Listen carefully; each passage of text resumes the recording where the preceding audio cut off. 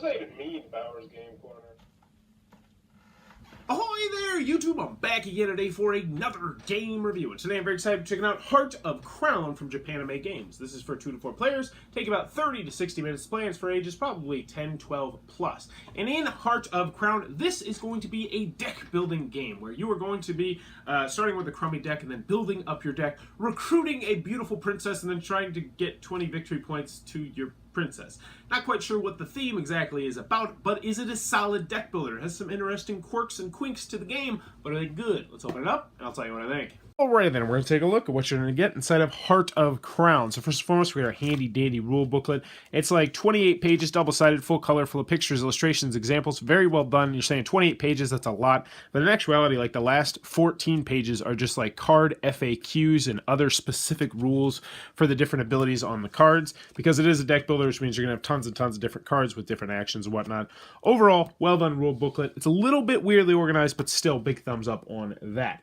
So in Heart of Crown, this is going to be your typical deck building game where you're going to start with a hand of garbage, 7 farming villages and 3 apprentice maids, and you are going to try to recruit a beautiful princess and then get 20 points by that princess for some particular reason. Not quite sure how the theme works here, but yeah, you're going to get princess. And then you're going to try and get 20 points. And if you're the first person to get to 20 points, you trigger potentially the end of the game, but we'll talk more about that when we get to the end game scenario. So first, there's a lot of stuff going on here. Let's go over the components, and then let's get into the gameplay. So component-wise, this is your typical deck builder where you're going to have oodles and oodles and oodles of different kinds of cards to choose from. This definitely feels like the kind of game where you could play it game to game to game to game. You could get lots of games out of this box without having to get any expansions. Kind of like what the original Dominion felt like, which is nice because some expansions don't feel like that. These are all the cards that are not used in a typical game, which is a lot. And each one of the stacks of cards is only going to have 5 cards a piece. When you first start up the game, you can do it however you want, like you can randomly pick out specific ones, or you can use the randomizer cards like such, and you're going to have 10 decks of those randomizer cards, and you're going to put them all into a pile, and you are going to shuffle them up. If you're playing with 3 or 4 players, you are also going to put an Imperial Crown, which will be worth 14 freaking victory points. Yeah, that's a lot of victory points. And then the Imperial Capital, which will be worth 8 victory points and 3 coins, into your deck, or into that deck. And then you're going to shuffle them all up. So you would shuffle all these cards up. And then you are going to, one by one, put the cards around the this pile right here until there are 8 different cards out here. So you will never quite be sure exactly which cards will be coming up and how many of those cards will be in a stack. Especially if early on you get one of those Imperial cards out there, that means it's going to eat up one of those valuable spots out here. So very interesting how the cards come out. So you'll be able to purchase these cards on your turn. You also will be able to purchase these cards over here, which are fixed cards. So first we have the city. It's going to cost you 3. It's going to be worth 2 coins. Pretty self-explanatory. Large city, it's going to cost you 6. It's worth 3 coins. Pretty self-explanatory. Over here we have the victory points, 2, 3, and 6, which will cost you respectively 3, 5, and 8. Then, of course, you have the curses. Now, one thing I want to mention on these is I really like how they did the graphic design on here. It specifically says what type of card it is up here, which I think is very useful. And also they have an arrow system. They've gotten away with the actions, if you're familiar with Dominion, and instead they have the arrow system, I actually think is kind of ingenious, and I'll show you how that works in a second. Next, you're going to have these coins over here. You really won't use them too terribly often unless you're using like the moneylender or a card that specifically needs like debt or something like that, because it's supposed to, I don't know, people can't count, I guess, or something. I don't know, but you're going to get coins. It's nice that they included coins. Last but not least, card-wise, you're going to have 6 princesses up here, and you cannot win the game until you gain one of these princesses. And once you gain a princess, she is going to give you a special ability either immediately, she'll give you victory points, she'll give you a persistent special power that you'll have later on, but she doesn't actually go into your deck. She's going to go face up in front of you in something called your domain, but we'll get more into that later. So, we've gone over the components. Let's show you how your typical game goes. And it's really simple. You're going to draw 5 cards on your turn like so. And these ones obviously don't have any money on them, so they're not really going to do much. I'm going to play this coin, and that means I get to play another card because there's an arrow right there. I'll play, oh, that's actually a terrible hand, this coin right here. So I have $2. So, I generally have 3 choices on your turn. The first turn first choice is that you can buy stuff. So I could buy something that would cost me 2. The second choice is that I could recruit a princess to come to me. And you can only have 1 princess. But unfortunately, I only have 2, so obviously I can't do that. The last one is that you could put your victory points down in your domain by your princess. But obviously I wouldn't want to do that because these are -2s right here. So obviously I'm going to buy, and I'll buy the only thing that costs 2. And this one is the contribution. Pay 1 gold. When you do, banish 1 card from your hand. This is going to allow me to trash things. I take all these cards, put them in my discard pile. Yeah, you've seen that in a deck builder before. So next, this is the good hand. I have $5 right here. So I set up this $5. And then I think I will go ahead and get this Alchemist right here, which will allow me to draw 2 cards. At the end of this video, I'll show you some of the cards, and you'll get a feel for how the game plays. A lot of them are very similar to cards you see in other deck builders, like Trains and Dominion and whatnot. So now I'm going to shuffle up my cards and rinse, wash, and repeat. Now, I talked a little bit about the action system, and it's really kind of cool how they do this, because how it worked in a lot of other deck builders, they'll give you like 2 actions, and then it's kind of cluttered. You're like, wait, I think I've used 2 of the 3 actions I have left, so I think I have 1 action. This one, they actually have arrows, so you'd put your next action card right here, and you put an action card down here, and so you can kind of see exactly where your actions are, and I really do like that. Now, the buy row, as I mentioned, is another really interesting aspect, because when eventually someone buys a card and clears out the buy row like so, that means that at the end of their turn, they're going to, boom, replenish it. So this is a rampage, which would go right there. But let's pretend that it wasn't a rampage. Let's say that it was the slash and burn farming, which is right down here. So I put that there. And then I would continue to draw cards until I drew a card that fit up in that upper right corner, which I really did like. Now, there's some attack cards in the game, a la typical deck building fashion. There's some various different stuff that allow you to trash, and different mechanisms that you'll probably be familiar with in most deck building games. Now let's talk about what's different though, which is the princess. So eventually what's going to happen, let's just set this up, cheat a little bit, and say I got, boom, this hand right here. So those are my 5 cards, and I say I have 2, 4, 5, 6, $7. That's great. What I want to do is I want to recruit a princess. So I can't buy anything else, even if I could afford it, but I'm going to recruit a princess. So let's take a look at the 6 different princesses. When you back this princess, the second, acquire up to 5 royal maids from the market. That means I get 5 of these cards and put them into my discard pile, which later on means I'm going to have 10 victory points that I'll be able to put down. So pretty useful there. This one, when you back this princess, you acquire 2 cards from the market with cost 5 or less. Also, when you back her, you do not have to move any farming village cards into your domain. These are farming village cards. They're one of the starting cards, and you notice they have a -2 victory points on there. So normally, you would have to keep these down here if you spend it, but I'll show you how that works in a second. So let's just say I took this one. Let's just go say I took her. I want the 6 victory points. Pretty simple. I put this down. Now, what I have to do is I'm going to keep 3 of my coins down here. So these 3 coins are actually going to stay in this area, which is called my domain, which means now, grand total, I have 6 victory points minus 2, so I have 4 of the 20 victory points I need. So let's go on another turn. 1, 2, 3, 4, 5. And let's just say that, boom, this was in my hand. So I'm looking at my hand right here, and it's not a particularly great hand. I have these 3 apprentice maids, which obviously I don't want to put down here. I have this senator, which I definitely would like to put down there, and I have the alchemist, and I have the rampart. So what I'm going to do is I'm going to play the alchemist, which will allow me to draw 2 cards. So let's just say I drew these 2 cards out of my hand. I look at my hand and say, there's not really much anything I want to buy. Now, having a princess down is going to give you a special ability in that you will be able to put your action cards that you aren't using, that you don't use on a turn, down in your city, as long as they don't have a value higher than that. So for instance, I could put this action card, not right here because that's a 1, but right here or right here, and then I can use that whenever I want in a later round. So having these down here and having high value things down here, like if you could have a large city down here, you can essentially store any action card you want down here, is really, really neat. So I'm going to do that, and then you know what I'm going to do? I'm going to take these 2 cards, because I don't have to do these if I don't want to. I'll set those off into my discard pile, and I'll put these on my princess, which means I have just gained 5 victory points towards the end of the game, which means I would now have 11 minus 2, so I'm up to 9 victory points. and then I would draw my 5 new cards. But with this one card right here, potentially at my desire to use it. That was a weird sentence there.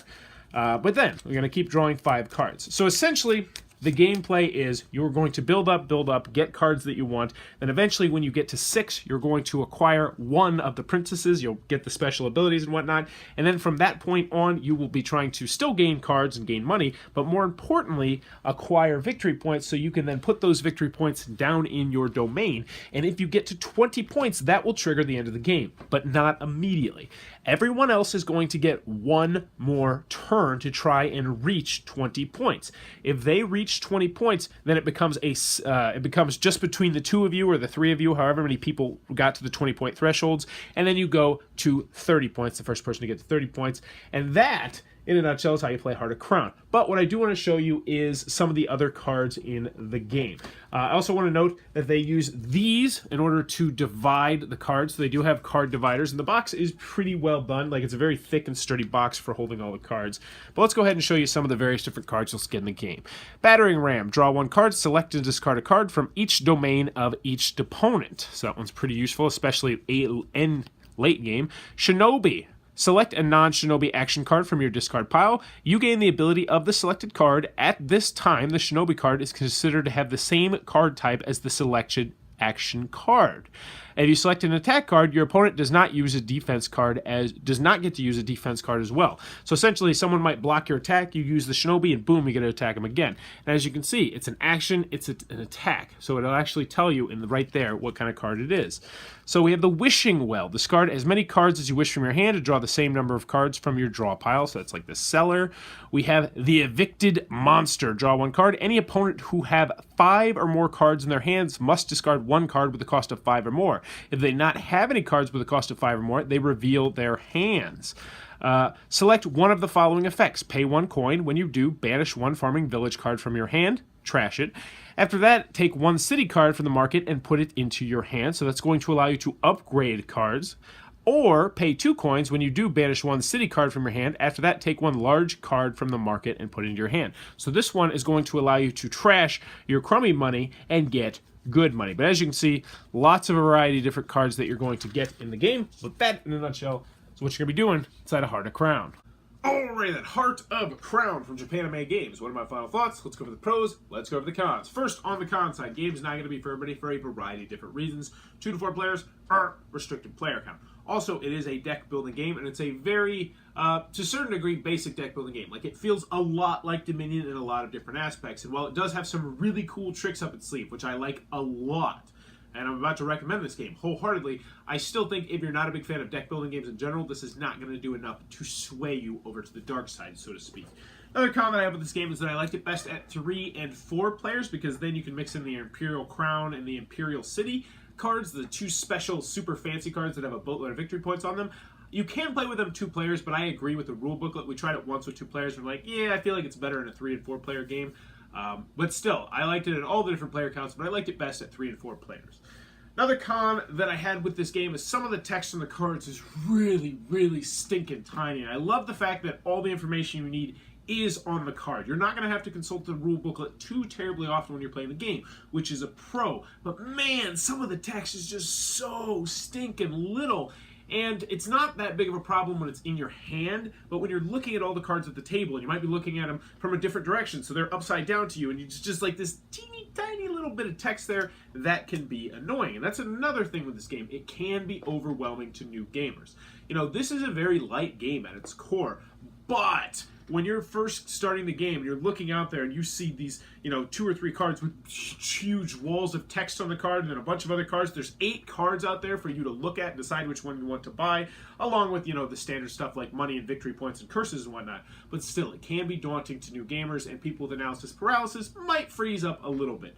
And even, I would say, even more than like your typical game of, say, Dominion or Star Realms or another deck builder like that. In Dominion, you have those 10 cards out there. Like, those 10 cards do not change. There's no fluidity. Those 10 cards are out there, but with this one, you're only going to have 8 cards at a time there. So when a new card comes out, you have to be like, oh, there's only 2 more cards of this one. So I don't know if I should really focus around that strategy because none of those cards might come up later, And I actually really like that aspect, but still, I could see people tend who tend to have analysis paralysis having a slight issue with that. Not a huge issue, but something that I did want to mention. Also, the coins, the coins are pretty useless. Like, if you can't count to 7 or 8, I mean, that really, should you be playing games, like this? I don't know. Now, the coins do work for, like, the moneylender and some of the other coins. They have some specific ones in here. But honestly, you're probably never going to use the coins because, unless a card ability says otherwise, that you can save it or something like that. Any other cons that I have with the game? The artwork and the theme, that really isn't that much of a big turn on to me. It might be to you. That's a your mileage may vary kind of thing. And that's what I got on the con side. Moving on to the pro side. Wow. I really liked Heart of Crowns, and I think for a lot of people this is going to be a Dominion killer, especially as it gains more expansions in the future. And I don't say those words lightly. I still love Dominion. I still own Dominion, and I plan on owning Dominion for the rest of my life. When people ask me if there's one game I take on a desert island, Dominion is always my answer as long as I can take the expansions. But this game does a lot of really cool stuff, and I think it does a lot of things that Dominion does, but better. So first and foremost, I love the ebb and flow of this game. And there's more interesting choices than first meets the eye when you start this game. When you first start the game, you're like, all right, obviously I want to get the princess. I want to get the princess as fast as possible so then I can start stacking up victory points. So then I can get that special ability. So I want to get the princess, I want to get the princess, I want to get the princess. But then you're like, wait, do I want to get the princess or do I want to focus on money first? Because if I can get, say a city or a large city down there when I purchase a princess, that now means that I'm going to be able to save some really good special ability cards from turn to turn to turn and use those exactly when I want to. So then I can buy the Duke or maybe like the Imperial Crown or something like that. So then it becomes, do I really want to get the princess as quickly as possible, or should perhaps I hold off and just focus on getting more money or more cards or trashing more things in my hand? So I really like how that worked. I also liked how the action system worked in this game. I mentioned this a little bit earlier. Some of the problems that a lot of people have with Dominion is keeping track of the actions and keeping track of the buys. This does not have that problem at all. Follow the little arrows. And I really do think that arrow system is kind of ingenious. Also, you can buy as much as you want, which is a nice thing.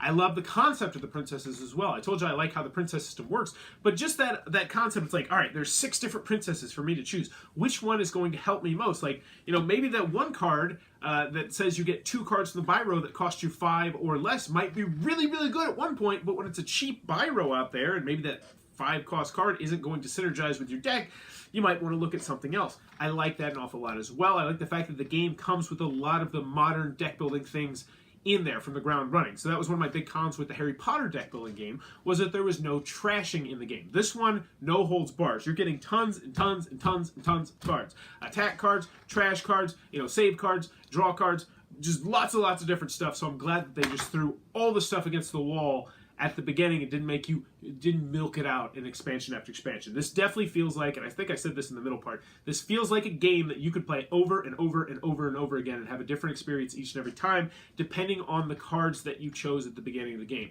And I like that an awful lot. I also stinking love how a buy row works. That is so freaking cool that you are never 100% sure which cards you're going to do. Because that's one thing that I like about Dominion, at the same time I don't like about Dominion or Trains or games like that, where you look at the buy row and you say, okay, that card, that card, that card, maybe 1 or 2 of that card, and that's my entire strategy. That's what I'm going to do in the game. I'm going to purchase those 4 cards, and I'm just going to purchase them and purchase them and purchase them over and over and over again, and then I'm going to win, or I'm going to lose with that strategy. Not with this game, because you're never quite sure which of those 10 cards are going to be out, and how many of those 10 cards are going to be out. And I mentioned this a little bit in the middle part, because if that Imperial Crown comes out, or the Imperial City comes out early, that essentially means you are only going to have 7 cards out there in that buy row, and you're not sure how many of those cards are going to be out there. And I really think that's a really cool aspect of the game. You couldn't tell, I'm a big fan of this game. I don't like the artwork, I don't like the theme, but that's just my personal opinion. But if you do, I think this is going to be a grand slam for a lot of people. For me personally, I'm going to keep this. I'm excited to check out the expansions. And do I think it's going to oust Dominion for me? No, because I have a soft spot for Dominion. That was one of the first games I purchased when I got in the hobby game market. But if you don't have a soft spot for Dominion, I think for a lot of people, this could potentially replace Dominion for them once they get some more expansions out. So that is Heart of Crown from Japanime Games. Very pleasantly surprised with this one. If you like deck building, I think you're really going to like this one a lot. Lots of cool aspects, lots of special ability cards. Love how the princess system works. Very neat game. That is Heart of Crown from Japanime Games, one that I wholeheartedly can recommend if you're looking for a 2 to 4 player deck builder. If you enjoyed this review, please try to click on that subscribe button down below in the comments below. Let me know. Heart of Crown. What does that mean? I'm going to break it down. Heart of Crown. So that would mean that your heart is made out of crown. So you'd have a metal heart, I guess, with jewels or something. Not quite sure. Let me know in the comments below. What do you think Heart of Crown means? And as always, thanks for your time, YouTube.